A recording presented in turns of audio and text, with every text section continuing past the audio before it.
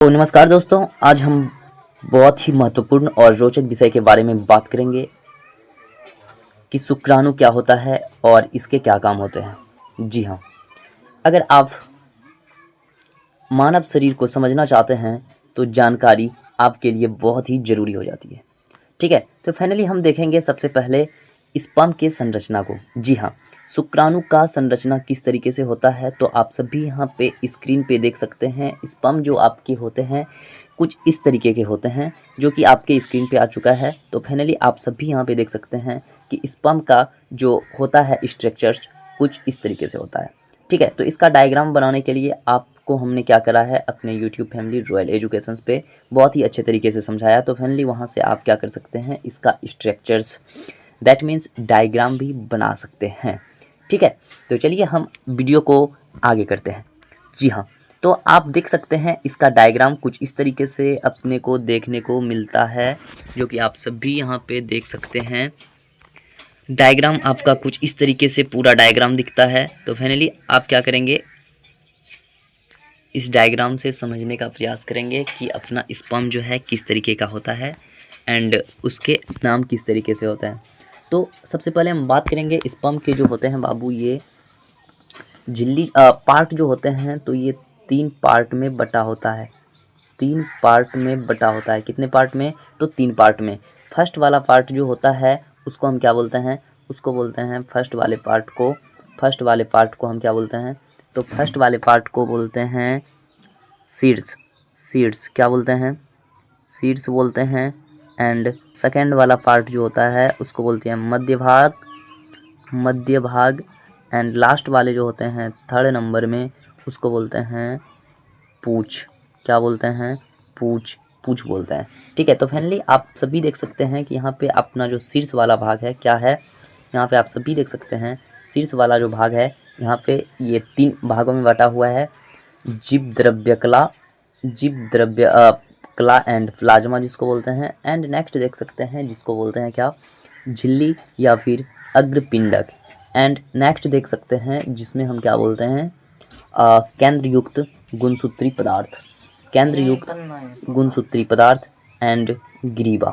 ठीक है, अब हम चलेंगे नेक्स्ट यानी कि मिडिल पार्ट को, दैट मीन्स मध्य वाले भाग को देखेंगे, है ना। तो आप यहाँ पे देख सकते हैं मध्य वाला भाग जो है आपका कुछ इस तरीके से यहाँ से अपने को यहाँ तक देखने को मिलता है। और इसमें आप सब भी देख सकते हैं, फर्स्ट में आ जाते हैं ग्रीवा, एंड बी में आ जाते हैं आपका मध्यखंड, एंड सी में आ जाते हैं आपका सूत्रकणिका माइटोकॉन्ड्रिया। एंड जिसमें हम क्या करते हैं, तैरने के लिए ऊर्जा स्रोत होता है। ठीक है, यूट्यूब को तैरने के लिए ऊर्जा स्रोत का जरूरी होता है। क्या होता है? ऊर्जा स्रोत का जरूरी होता है। ठीक है, एंड हम अब देखेंगे लास्ट पार्ट को जो कि अपना आ जाता है क्या, पूछ आ जाते हैं, जो कि कुछ इस तरीके से यहाँ पे आप सब भी देख सकते हैं। पूछ भाग, पृच्छ भाग जिसको हम बोलते हैं। और ये पृच्छ भाग क्या करते हैं, स्पर्म को दैट मीन्स शुक्राणु को तैरने में मदद करती है। क्या करती हैं? तैरने में मदद करती हैं, और इसी के वजह से ये अच्छे तरीके से तैर सकते हैं। ठीक है, अब चलते हैं हम आगे की जानकारी को बहुत ही अच्छे तरीके से लेते हैं। सबसे पहले आप देख सकते हैं यहाँ पे हमने क्या लिखा है स्क्रिप्ट में, बेसिक जानकारियाँ। ठीक है, बेसिक जानकारियाँ में क्या आ जाते हैं आपका, सबसे पहले समझते हैं कि शुक्राणु क्या होता है। ठीक है, ये शुक्राणु क्या होता है, सबसे पहले अब हम बात करेंगे शुक्राणु के बारे में। शुक्राणु एक बहुत ही सूक्ष्म कोशिका होती है। क्या होती है? ये सूक्ष्म कोशिका होती है। ठीक है, क्या होता है? सूक्ष्म कोशिका, है ना। अब ये सूक्ष्म कोशिका क्या होता है उसको हम जानेंगे, जो पुरुष के शरीर में बनती है। तो अपने को यहाँ से समझ में आता है क्या, शुक्राणु जो है ये पुरुष के शरीर में बनते रहता है ना। एंड नेक्स्ट भी कि यह छोटा सा होता है कि इसे हम अपने आँखों से नहीं देख सकते, नंगी आँखों से नहीं देख सकते हैं। इसको देखने के लिए अपने को माइक्रोस्कोप दैट मीन्स सूक्ष्मदर्शी यंत्र का प्रयोग करना पड़ता है। किसका प्रयोग करना पड़ता है? सूक्ष्मदर्शी यंत्र का प्रयोग करना पड़ता है। उसके बिना हम क्या कर सकते हैं, इसको फाइनली देख नहीं सकते हैं। एंड नेक्स्ट स्टेप को आप सभी देख सकते हैं, जो कि हमने क्या स्क्रिप्ट में लिखा है बाबू, तो आप सभी यहाँ पे देख सकते हैं। अब बात करते हैं इसके मुख्य काम के। तो शुक्राणु का महत्वपूर्ण काम क्या होता है उसके बारे में हम बात करेंगे। शुक्राणु का सबसे महत्वपूर्ण काम होता है प्रजनन, दैट मीन्स रिप्रोडक्शंस में भाग लेना। जी हाँ, अब ये रिप्रोडक्शंस क्या होता है, जब हम आप सभी को बताना चाहेंगे, जब क्या करते हैं संतति की निर्माण होता है, क्या एक से एक जीव से दूसरे जीव का निर्माण होता है, तो उसको हम क्या बोलते हैं, रिप्रोडक्शंस बोलते हैं। क्या बोलते हैं उसको? उसी को हम क्या बोलते हैं? रिप्रोडक्शंस। क्या बोलते हैं उसको? रिप्रोडक्शंस। क्या बोलते हैं? क्या बोलते हैं? क्या बोलते हैं? तो यहाँ पे आप सब भी देख सकते हैं, उसको बोलते हैं रिप्रोडक्शंस। ठीक है, तो एक जीव से दूसरे जीव में जीव को बनाने के लिए अपने को रिप्रोडक्शंस की जरूरी होता है, तो फाइनली वही यहाँ पे हमने क्या करा है, रिप्रोडक्शंस को लिखा है। एंड नेक्स्ट चीज को आप सब भी देख सकते हैं, जब पुरुष और महिला के शरीर की कोशिकाएं मिलता है, जी हाँ, जब पुरुष और महिलाओं की कोशिका मिलती है तब नई जिंदगी की शुरुआत होती है। जी हाँ, क्या होता है? जब मेल और फीमेल, क्या मेल एंड फीमेल के क्या मिलते हैं? हाँ, युग्मक, दैट मीन्स गैमेट्स मिलते हैं, तभी वहाँ से युग्मक का निर्माण होता है, बच्चे का निर्माण होता है, और उसी से क्या होता है, आगे बढ़ता है अपना संतति। ठीक है, अब नेक्स्ट चीज को आप सभी देख सकते हैं, शुक्राणु महिला के अंडाणु दैट मीन्स एक सेल तक पहुंचकर उसे निषेचित करता है, जिससे आगे चलकर एक बच्चे का विकास होता है। जी हाँ, यदि शुक्राणु महिलाओं के अंडाणु दैट मीन्स एक सेल्स तक नहीं पहुंचते हैं, तो वहाँ से क्या होंगे, नए बच्चे का निर्माण नहीं होंगे। तो सबसे पहले अब बात करेंगे हम संरचना दैट मीन्स स्ट्रक्चर्स के बारे में, हम बहुत ही अच्छे तरीके से यहाँ पे बात करेंगे एंड अच्छे से इस क्वेश्चंस का आंसर को जानेंगे। अब थोड़ा इसके बनावट के बारे में बात करा जाए। जी हाँ, अब किस तरीके से ये बनता है, तो फाइनली हम बात करेंगे इसके बनावट के बारे में। एंड नेक्स्ट चीज को आप देख सकते हैं, शुक्राणु के 3 मुख्य भाग होते हैं। जी हाँ, शुक्राणु के मुख्य 3 भाग होते हैं, जो कि हमने फर्स्ट बताया था आपको, सिर, जिसको हम क्या बोलते हैं, हेड बोलते हैं, जिसमें जरूरी जानकारी होती है, दैट मीन्स डीएनए होता है। एंड बी पॉइंट को आप सभी देख सकते हैं, जो कि हमने लिखा है यहाँ पे, क्या, मध्य भाग दैट मीन्स मिडिल पार्ट, जो कि ऊर्जा देता है।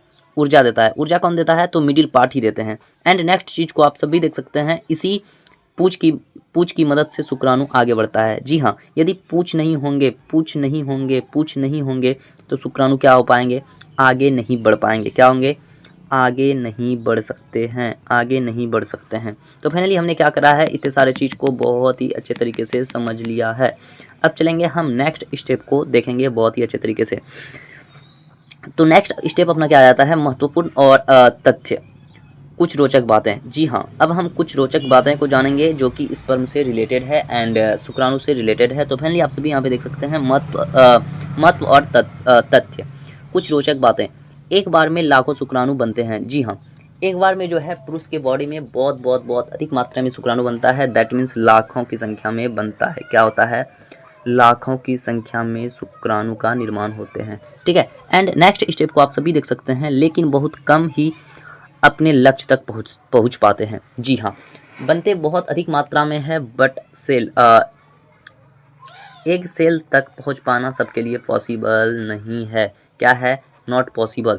ठीक है, एंड नेक्स्ट स्टेप को आप सभी देख सकते हैं। नेक्स्ट स्टेप का कहना है भाई साहब, क्या है इनका, तो आप सभी देख सकते हैं, यह मानव जीवन की शुरुआत में बहुत महत्वपूर्ण भूमिका निभाता है। जी हाँ, ये मानव के जीवन के शुरुआत में इसका भूमिका बहुत ही महत्वपूर्ण होता है।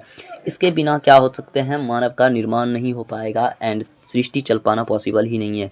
तो चलते हैं आगे। तो दोस्तों, अब आप समझ गए होंगे कि शुक्राणु क्या होता है, इसका क्या कार्य होता है। अगर आपको जानकारी पसंद आई तो प्लीज़ वीडियो को लाइक कर दें एंड चैनल को सब्सक्राइब कर लें और अपने मित्रों में शेयर करना ना भूलें। तो चलिए मिलते हैं किसी नेक्स्ट वीडियो में, तब तक के लिए जय हिंद, वंदे मातरम।